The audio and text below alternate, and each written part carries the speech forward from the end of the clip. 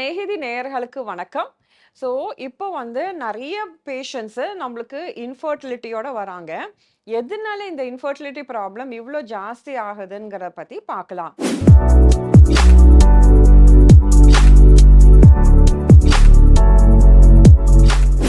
ஜென்ரலாவே பார்த்தீங்கன்னா, ஒரு கன்சல்டேஷன்ல 10 பேஷண்ட் பார்த்தோம்னா, அதுல அட்லீஸ்ட் ஒரு பேஷண்ட் வந்து இன்ஃபர்டிலிட்டியா இருப்பாங்க. ஸோ, அந்த புள்ளிவிவரம் பிரகாரம் தான் இப்போ இன்ஃபர்டிலிட்டி போயிட்டே இருக்கு.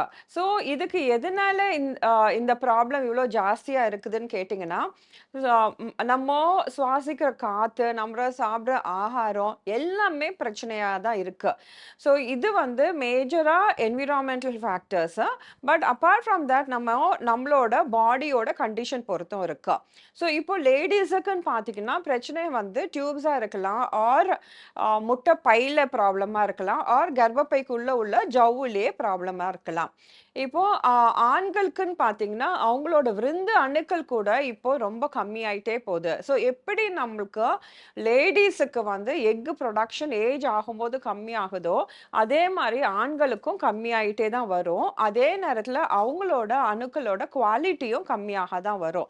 ஸோ அதனால தான் இப்போ ஏஜுக்கு வந்து நாங்க அவ்வளோ இம்பார்ட்டன்ஸ் குடுக்குறது.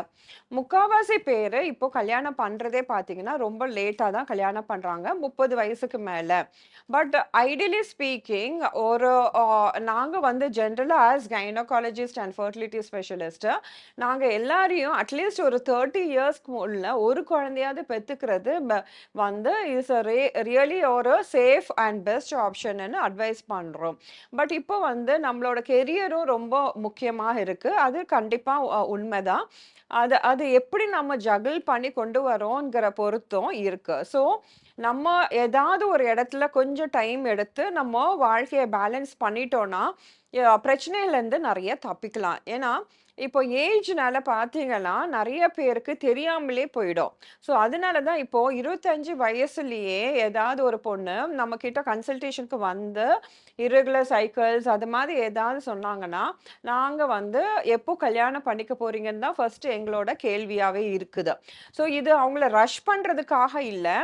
ஜஸ்ட் அவங்களுக்கு ஒரு அவேர்னஸ் கிரியேட் பண்ணிட்டோம்னா, அவங்களுக்கு வந்து தன்னோட ஃபெர்டிலிட்டி ஸ்டேட்டஸ் எப்படி இருக்குன்னு அவங்க தெரிஞ்சுக்கலாம். ஸோ, அந்த 25 வயசுல அவங்களுக்கு வந்து எவ்வளோ நாள் வரைக்கும் அவங்க வெயிட் பண்ணலாம் கல்யாணம் பண்றதுக்கு, எவ்வளோ நாள் வரைக்கும் குழந்தை பெத்துக்கிறதுக்கு வெயிட் பண்ணலாங்கிறது நம்ம அப்ராக்ஸிமேட்டா அவங்களுக்கு கணிச்சு குடுத்துருவோம். அதாவது இந்த 25 வயசுல அவங்களுக்கு ஏஎம்ஹெச்ங்கிறது பிளட் டெஸ்ட் பண்ணுவோம்.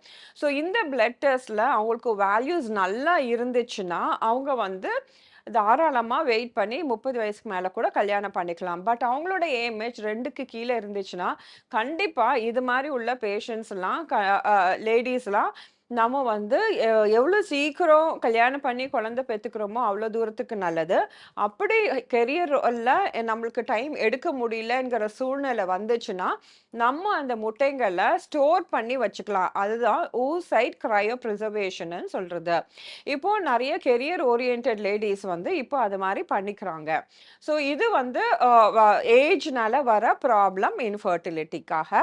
ஸோ ஏற்கனவே சொன்ன மாரி என்விரான்மென்டல் ஃபேக்டர்ஸ் நம்மளுக்கு நெறைய பொல்யூஷன் இருக்கு. நம்ம சாப்பிடுற ஆகாரத்துல நெறைய அடிக்டிவ்ஸ் இருக்கு. இந்த பிளாஸ்டிக் சப்ஸ்டன்சஸ்ல யும் நெறைய இருக்கு. ஸோ இதெல்லாம் உங்களுக்கு எக்கோட குவாலிட்டியும் நல்லா காம்ப்ரமைஸ் பண்ணுது. ஸோ இப்போ நம்மளோட ரீப்ரொடக்டிவ் சிஸ்டம்னு பார்த்தோம்னா, ஓவரீஸ ஃபர்ஸ்ட் எடுத்துக்கலாம். ஓவரீஸ் தான் நம்மளுக்கு முட்டை ப்ரொடியூஸ் பண்ற ஆர்கன். அது வந்து ஒரு பேங்க்ன்னே சொல்லலாம். அந்த பேங்க்ல வந்து ஒரு ஃபிக்ஸட் அமௌண்ட் ஆஃப் எக்ஸ் தான் இருக்கும். அந்த எக்ஸ் எல்லாம் காலி ஆயிடுச்சுன்னா அவங்களுக்கு மெனோபாஸ். ஸோ அத தான் நாங்க ஏஎம்ஹெச்ங்கிற டெஸ்ட் பண்ணி கண்டுபிடிக்கிறோம். அவங்க அந்த பேங்க்ல எவ்வளோ எக் இருக்குங்கிறது தான் ஏஎம்ஹெச்.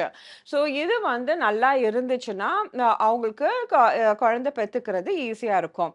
ஸோ இது இன்னொரு எக்ஸ்ட்ரீமும் இருக்கு. அதாவது சம்டைம்ஸ் கொச்சன்னு நெறைய எக்ஸ் இருக்கும்.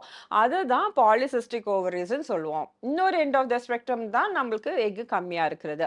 ஸோ 2மே நல்லது கிடையாது. ஸோ அளவுக்கு கரெக்ட்டான எக்ஸ் இருந்துச்சுன்னா, அவங்களுக்கு ஃபெர்டிலிட்டி ப்ராப்ளம் இருக்காது. ஸோ அத தவிர்த்து சம்டைம்ஸ் அவங்களுக்கு பார்த்தீங்கன்னா, சாக்லேட் சிஸ்ட் இருக்கும், ரத்த கட்டி இருக்கும். அது மாரி ஓவேரியன் ஃபங்ஷனல் சிஸ்ட் அதாவது நீர் கட்டி இருக்கும். இருக்கும். ஸோ இதெல்லாம் பிரச்சனைகள் குடுக்கக்கூடிய காரணங்கள்.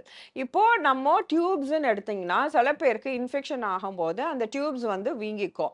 ஸோ இத வந்து நம்ம ஹைட்ரோசால்ஃபிங்ஸ்ன்னு சொல்றோம். ஸோ இந்த டியூப்ஸ் ப்ராப்ளம் இருக்கறனால எக் அந்த ஸ்பெர்ம் வந்து டியூப்ல மீட் பண்றக்கூடிய தன்மை கிடையாது. ஸோ அது மாரி இருக்கும்போது பிளாக் ஆயிடுறனால அவங்களால அப்புறம் குழந்தை பெத்துக்கிறதுக்கு கஷ்டமா இருக்கும்.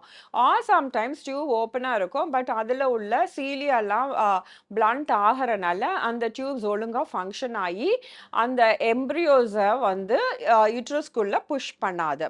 ஸோ இது வந்து டியூப்ஸ்னால அவங்களுக்கு இன்ஃபெர்டிலிட்டி வர காரணம். அப்புறம் யுட்ரஸோட இன்னர் லைனிங். ஸோ அதுதான் சாயில்ன்னு சொல்றது. அந்த இன்னர் லைனிங் அதாவது அந்த எண்டோமெட்ரியம் நல்லா இருக்கணும். ஸோ என்னதான் நல்ல கரு வந்து அந்த கர்ப்பப்பைக்கு உள்ள வந்து டெபாசிட் ஆனாலும், அந்த சாயில் வந்து நல்லா ஃபெர்டைலா இருந்தா தான் அந்த கரு அதுக்குள்ள நல்லா பரி ஆயி க்ரோ ஆகும். அதாவது அந்த எம்ப்ரியோக்கும் அந்த சாயிலுக்கும் ஒரு ரிலேஷன்ஷிப் இருக்கு. ஒரு அது they talk to each other மாரின்னு தான் நாங்க சொல்லுவோம்.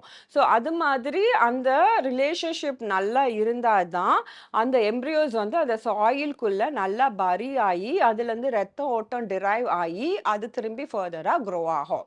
ஸோ சப்போஸ் அந்த எண்டோமெட்ரியத்துக்குள்ள ஏதாவது இன்ஃபெக்ஷன்ஸ் அது மாதிரி ஏதாவது இருந்துச்சுன்னா ஆட்டோமேட்டிக்கா அந்த எம்ப்ரியோஸ் ஒழுங்கா வளராது. ஸோ அதனால உங்களுக்கு நிறைய இம்ப்ளான்டேஷன் ஃபெயிலியர் வரும். இதனால அவங்களால குழந்தை பெத்துக்க முடியாது. இதை தவிர்த்து நிறைய ஸ்ட்ரக்சரல் ப்ராப்ளம்ஸ் அதாவது ஃபைப்ராய்ட்ஸ், அடினோமயோசிஸ் அது மாதிரி பாலிப் அது மாதிரி எதாவது செப்டம் அது மாதிரி ஏதாவது பிரச்சனை இருந்தாலும் அவங்களால ப்ரெக்னென்ட் ஆக முடியாது. ஸோ இதெல்லாம் நம்ம லேடிஸ்க்கு வர ப்ராப்ளம். இதே நேரத்தில் மேலுக்கும் 50% ஃபீமேல்னால ப்ரெக்னென்சி வர்றதுக்கு கஷ்டமாக இருந்தால் 50% மேல்னால கூட அவங்களால ப்ரெக்னென்சி அச்சீவ் பண்ண முடியாது. ஸோ அதனால யாரையும் நம்ம பின் பாயிண்ட் பண்ணி சொல்லக்கூடாது. ஸோ 2 பேரையும் ஃபுல்லாக கம்ப்ளீட்டாக எவாலுவேட் பண்ணிட்டு அதுக்கப்புறம் தான் நம்ம ஒரு டெசிஷனுக்கு வருவோம். இப்போ நிறைய சயின்டிஃபிக் அட்வான்ஸ்மெண்ட் நல்லா ஆனனால என்ன ப்ராப்ளம் இருந்தாலும் எல்லாத்துக்கும் ஒரு சொல்யூஷன் இருக்கு. ஸோ மேலும் பார்த்தீங்கன்னா ஸ்மோக்கிங், ட்ரிங்கிங் அதெல்லாம் இருக்கறனால அவங்களோட அணுக்களும் கம்மியாயிட்டே வருது. அதே நேரத்தில் ஊட்டச்சத்தும் கம்மியாக வருது, குவாலிட்டியும் கம்மியாகுது. ஸோ இதனால அவங்களாலையும் ஒரு குழந்தை பெற்றுக்கிறதுக்கு கஷ்டப்படுறாங்க. ஸோ அதே மாதிரி மென்னுக்கும் ஏஜ் வந்து ரொம்ப இம்பார்ட்டன்ட் ஃபேக்டர். ரொம்ப ஏஜ் ஆகி அவங்க கல்யாணம் பண்ணிட்டு குழந்தை பெற்றுக்கணும்னு நினைக்கும் போது அந்த ஸ்பெர்மோட குவாலிட்டியும் நல்லா இருக்காது.